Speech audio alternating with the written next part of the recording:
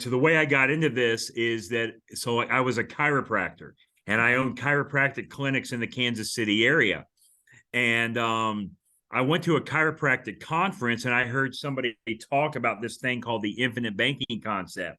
And I thought, man, that looks really, really good, but it just seems too good to be true, right? I'm sure you've seen stuff like that where you looked at something, it looks good, but there has to be a catch. Well, that was me. That was back in 2006. And so, anyway, I heard this presentation on this concept, thought it was too good to be true. I did nothing. I left that conference. I went back to my chiropractic life and did nothing at all. Go back to another conference about 2 years later, and about 10 or 12 of my colleagues that were at the previous conference with me are now at this conference. And they were kind of ranting and raving. And they were saying, man, isn't this banking concept the most powerful thing ever to build, keep, and create wealth in order to be able to like take your debts, all of those, and get those paid off?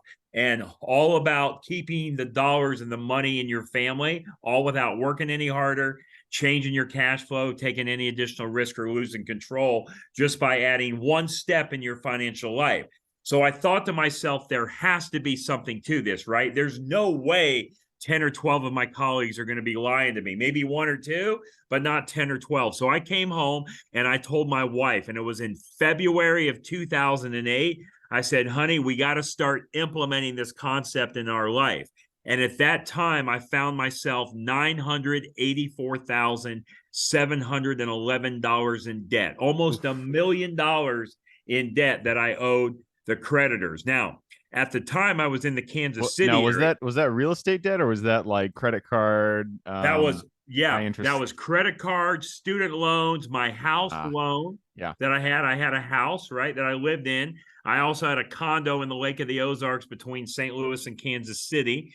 And also, if I have a house on the lake, guess what I have to have, Gabe? I have to have a boat and a Got a wave, boat. right? Yeah. What's the point of having a lake house if you don't have a boat?